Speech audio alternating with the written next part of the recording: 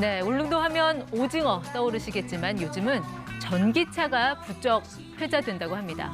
다름 아닌 전기차 보조금 때문이라고 하는데 무슨 얘기인가 싶으시죠? 전기차 구매를 고려하시는 분들께 도움이 될 정보들 준비했습니다.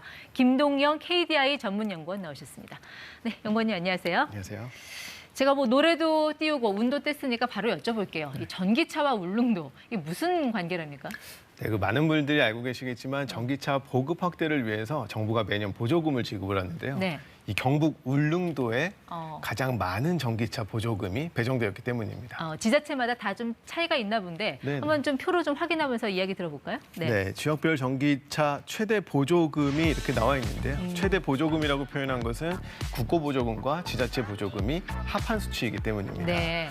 서울이 가장 낮고요. 이제 경북 울릉군이 가장 높은 보조금이 책정이 되었습니다. 네, 그러니까 정부가 주는 보조금, 지자체가 주는 보조금 합친 금액이란 말씀이시네요. 그렇죠. 이게 보조금을 받을 수 있다는 거는 그만큼 자동차를 싸게 살 수 있다는 건데 이걸 왜 이렇게 지역별로 차등을 두는 건가요? 네, 이 보조금의 목적이 친환경 자동차의 보급 확대에 있기 때문인데요. 과거에는 서울도 굉장히 높은 보조금을 지급을 했었습니다. 하지만 지금은 서울 지역은 어느 정도 네. 친환경차 보급이 이루어졌기 때문에 서울 지역은 이제 조금 다른 전기차 생태계에 집중할 수 있는 여건이 된 거고요. 다른 지역 같은 경우에는 일차적인 전기차 보급이 아직 더딘 네. 상황이어서 저렇게 높은 보조금으로 유인책을 제공하고 있는 겁니다. 그럼 전기차 사려는 분들은 이런 생각도 하실 것 같아요. 그럼 울릉군 가서 사는 게 이득인가? 그럴 수 있으면 좋은데요. 이제 몇 가지 조건이 있습니다.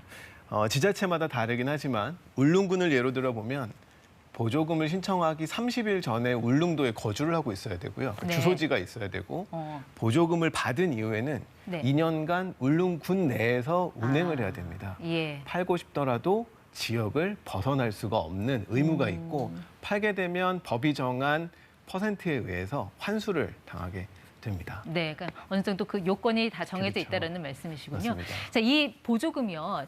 전기차 신청하면 이거 전액 다 받는 건 아니죠? 네, 맞습니다. 그 일정 구간에 따라서 달라지게 돼 있는데요. 차량 가액에 따라서 그 보조금 범위가 결정이 됩니다. 소비자 가격에 따라서. 맞습니다. 국고보조금에 해당하는 그 보조금들은 5,500만 원 미만의 차량에 대해서는 100%가 지급이 되지만 네. 5,500만 원 이상, 8,500만 원 미만에는 50%, 그리고 8,500만 원을 상회하는 차량, 고가 차량에 대해서는 국고보조금이 지급되지 않습니다. 네, 그러니까 지자체 보조금은 정해져 있는 건데 맞습니다. 국가에서 주는 보조금은 차 가격에 따라서 비율이 정해져 있다. 그렇죠.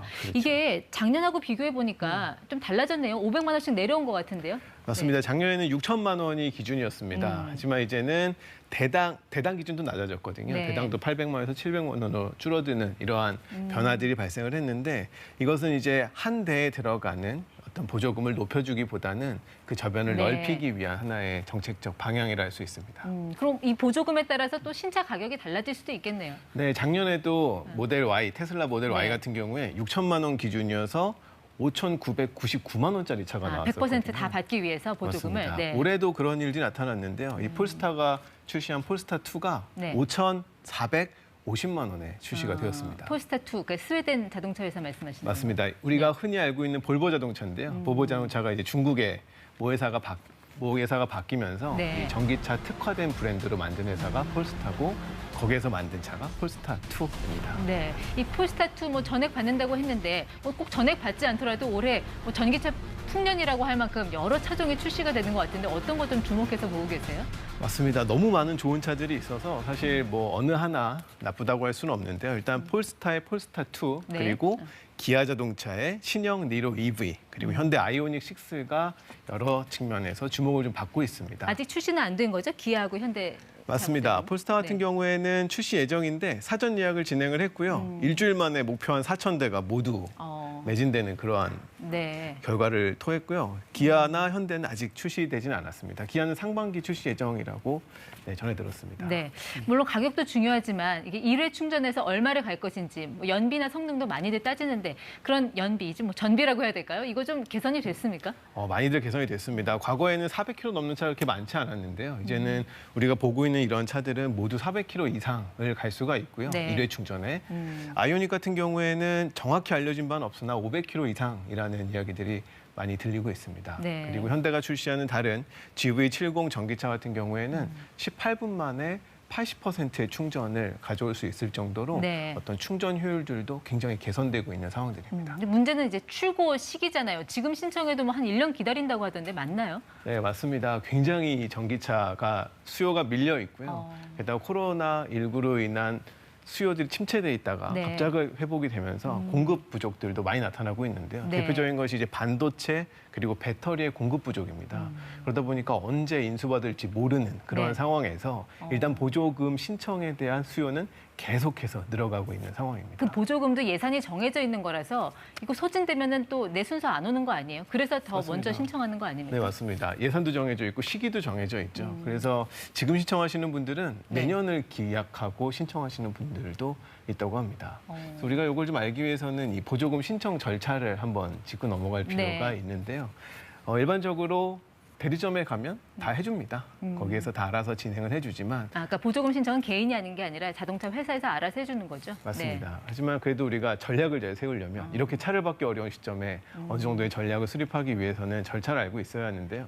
먼저 차량을 계약하게 되면 네. 자동차 회사에서 이 보조금 수령을 위한 신청을 하게 됩니다. 그럼 신청을 하게 되면 지자체는 7일 이내에 보조금 수령이 가능한 대상인지 응답을 줘야 되고요. 네. 그 응답을 받은 이후에 3개월 내에 차량의 출고와 등록이 이루어져야 합니다. 그런데 3개월 내 대부분의 차들이 출고와 등록이 어려운 네. 상황이잖아요. 그래서 현장에서는 신청 자체를 아예 뒤쪽으로 미루는 그런 모습들이 나타나고 있습니다. 그러니까 그 보조금을 받을 수 있도록 계약은 먼저 하더라도 네. 신청은 나중에 한다. 그런 그렇죠. 분들이 나타나는 뭐 8개월 뒤에 차가 나올 것으로 예상이 되면 5개월이나 6개월 되는 시점쯤에 네. 신청이 들어가는 거죠.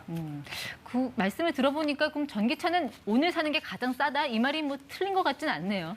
그렇죠. 여러 종합적으로 상황들을 봤을 때도 오늘 사는 게 가장 싸다고 판단할 수가 있는 게요. 첫 번째, 시간이 지나면 전기차 보급은 점점 확대될 것이기 네. 때문에 기본적으로 보조금은 조금 줄어들 가능성이 높고요. 예. 게다가 반도체나 배터리 수급 이슈로 보급이 굉장히 어렵다면 뭐 빠르게 계약을 해서 구입을 하는 게 가장 싸게 구입할 수 있는 방법 중에 하나입니다. 네.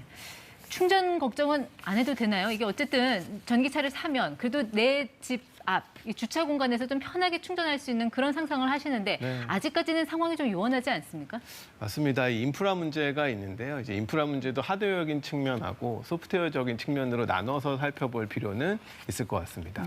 물론 내 집 앞을 가정을 한다면 아직 많이 부족한 상황이지만 네. 전기 충전소라는 인프라만 놓고 보면 이용에 크게 불편함이 없을 정도로 많이 보급이 됐습니다. 물론 환경부에서는 전기차 보급 속도에 맞게 더 많은 인프라를 보급할 예정으로 계획을 쭉 수립하고 있지만 문제는 소프트웨어, 어떤 네. 문화입니다. 우리가 전기 충전하는 사이에 굉장히 오래 걸리잖아요. 네. 이 완속 같은 경우에 1시간도 걸리고 40분도 걸리는데 그때 이제 내 차에 꼽혀 있던 걸 다른 사람 차에 꼽혀 있던 걸 꼽아서 내 차에 꼽는 행위라던가 네. 어떤 질서 이런 것들도 굉장히 중요하고요. 그리고 충전기마다 방식이 달라서 이것을 하나로 통합해야 되는 그러한 이슈들도 존재가 합니다.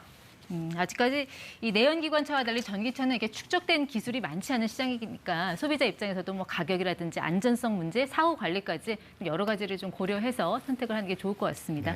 네. 지금까지 ETY 김동영 연구원과 함께했습니다. 말씀 고맙습니다.